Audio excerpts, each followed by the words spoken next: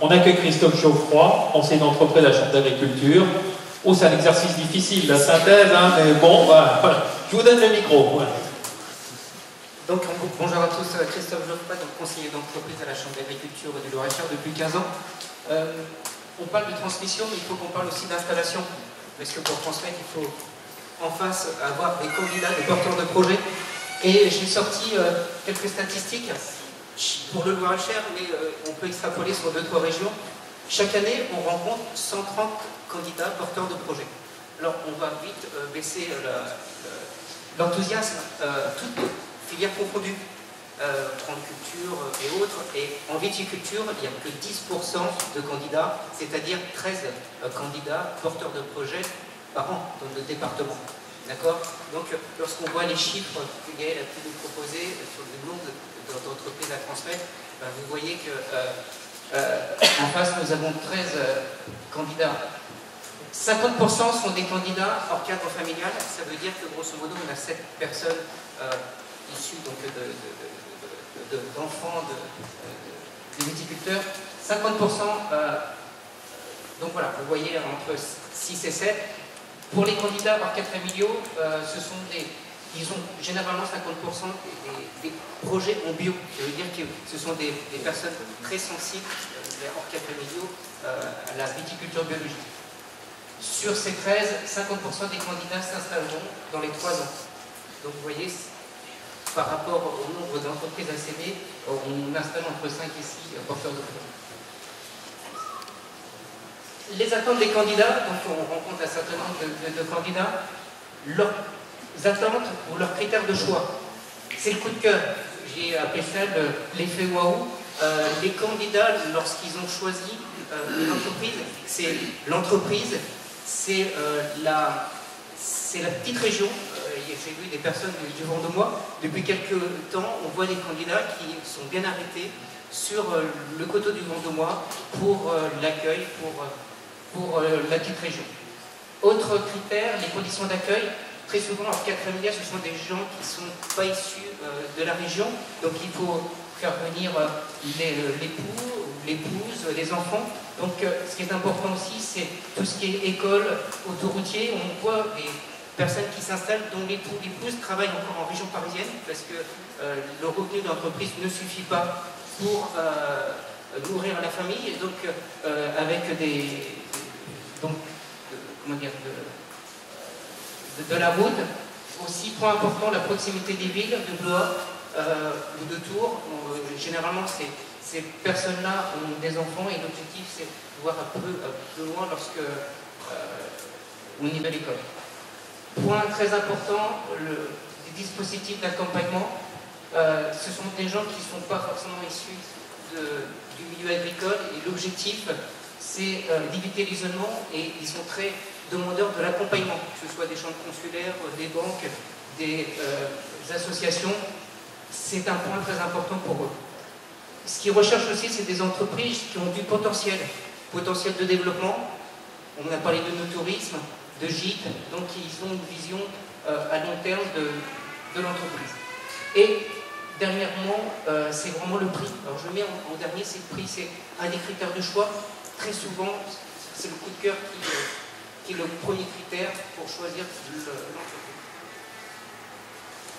Je vais faire un point sur les points forts de notre vignoble pour les candidats. Donc, là, je mets en avant ce qu'ils me disent.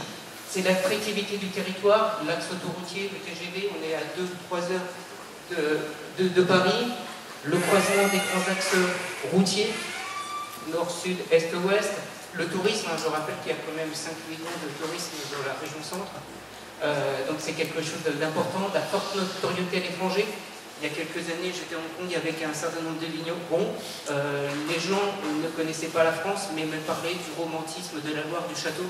Donc c'est quand même important, ce côté de notoriété, reconnaissance de nos vins. Le patrimoine, l'histoire. Et pour les investisseurs étrangers, parce qu'on en a peu parlé, mais il y a des investisseurs étrangers qui investissent dans nos départements, l'accès à l'aéroport de Tours, les entiers qui investissent dans notre département, effectivement la ligne Tours-Stansted, c'est là aussi un point fort pour nous. Point fort également, c'est le prix du foncier. Je vous rappelle, et ça a été dit une bonne partie de la matinée, c'est l'accessibilité du marché. On est quand même un des vignobles le moins cher de France par rapport en comparaison avec d'autres vignobles. Reconnaissance et notoriété, effectivement, les gens viennent pour la notoriété des appellations, puis aussi de la qualité des produits. C'est quand même important d'avoir cette reconnaissance. Et j'ai marqué le niveau d'accompagnement des porteurs de projets parce que très souvent, les gens que l'on rencontre viennent de d'autres milieux et ils sont accompagnés, ils sont très surpris, agréablement surpris par le niveau d'accompagnement qu'on peut leur offrir. Ils se sentent bien accompagnés. Comparé peut-être à d'autres métiers dans l'industrie et autres, pour eux, c'est un atout. Ils ne se sentent pas seuls et vraiment bien accompagnés sur les premières années. Quelques conseils, alors là c'est plutôt à destination des cédants que je vois dans la salle. Point important, les candidats ont le choix et le temps.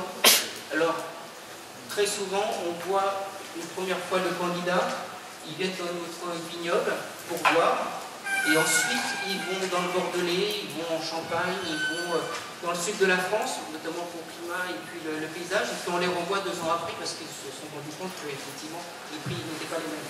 Donc ils ont le choix, ils ont le temps. Un des conseils, c'est un peu vite, c'est de bien évaluer son entreprise. On a parlé de plusieurs valeurs d'estimation, valeurs patrimoniales, de rentabilité. Donc c'est pareil, ça demande un petit peu de temps pour faire ce travail-là. Quelques conseils, donc on a parlé d'anticipation, anticiper vos démarches. J'ai entendu 5 ans, je dirais au moins 5 ans, pour faire bien sûr son bilan de retraite, faire les expertises et pour être prêt au bon moment. On a vu un certain nombre de candidats qui se sont inscrits au département d'installation, mais qui n'étaient pas prêts psychologiquement, je dirais. D'accord? Et lorsqu'on a envoyé des candidats, et bien en fait, le déclic n'avait pas été fait. Ils ne s'étaient pas imaginé céder aussi rapidement l'entreprise. Donc, il y a tout ce qui est administratif, mais aussi être prêt dans sa tête. J'ai noté, vous avez une seule occasion de faire une bonne impression, ne la ratez pas. En clair, il y a de célèbres émissions pour relooker votre appartement, pour relooker votre entreprise. Le cédant, si vous voulez qu'il y ait l'effet waouh, il ne faut pas qu'il soit déçu et généralement, l'impression se la fait en quelques minutes.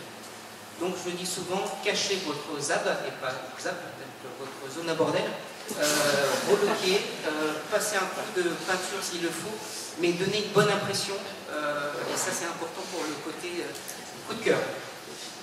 Vendez de l'avenir et pas du passé. Il faut faire, pas rêver, mais au moins que la personne puisse se projeter dans l'avenir. Ne vendez pas vos difficultés, ne vendez pas votre passé. Ne vous faites pas d'idées a priori sur le bon acheteur. Voilà, on peut être surpris sur les candidats. N'ayez pas d'a priori. Ne recherchez plus votre vie spirituelle. Alors, ce matin, jusqu'à 8h du matin, je me posais la question, est-ce que je mets cette phrase-là oui ou non?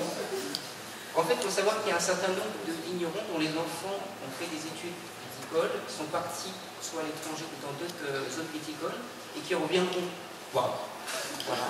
Parce qu'ils ont construit notre vie, et à un certain moment, il faut qu'il y ait ce déclic, où on se dit, ben voilà, mes enfants ne viendront plus sur l'exploitation, et il va falloir que je cède mon entreprise. Voilà. Donc quand je dis ne cherchez plus votre spirituel, c'est qu'effectivement c'est le temps, parce qu'il faut discuter avec les enfants. Ça peut être une fille spirituelle aussi. C'est une expression. Voilà, donc voilà, ça peut être aussi une contrainte supplémentaire.